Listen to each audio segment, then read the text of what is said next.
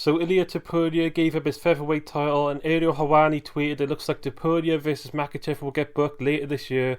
And now Alexander Volkanovski versus Diego Lopes is on for the vacant featherweight title on UFC 313 on April 12th. A good card, contains Paddy Pimblett versus Michael Chandler. I gotta break that down because that was a fight I was calling for a while ago, and Patricio Pitbull has been taken off the shelf by PFL finally, and he's fighting Illia Rodriguez. Things are shaping up good this year in 2025. This is the excitement we need. New contenders from other leagues, guys moving up, not holding the division hostage, dumping the title, a young hype guy in Paddy gearing up to prove himself against an old lion. This could prove a good year already. So Islam's manager was calling for Topuria to prove himself against Charles or Dustin. I'm not against that idea. I think it only builds the fight against Islam, and if Islam beats him, you can't say it was a featherweight for sure.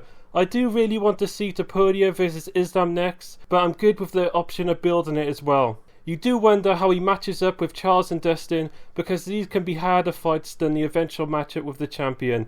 Dustin can strike very well, and Charles brings the kicks, the knees up the middle, and the dangerous submission threat. He will put himself in danger to find the submission.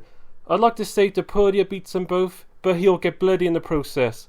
I'd see him KOing Dustin in the latter rounds after Dustin lands some slick combos on him, and I see him hurting Charles at various points but getting stuck in some weird ground positions, possibly going to decision.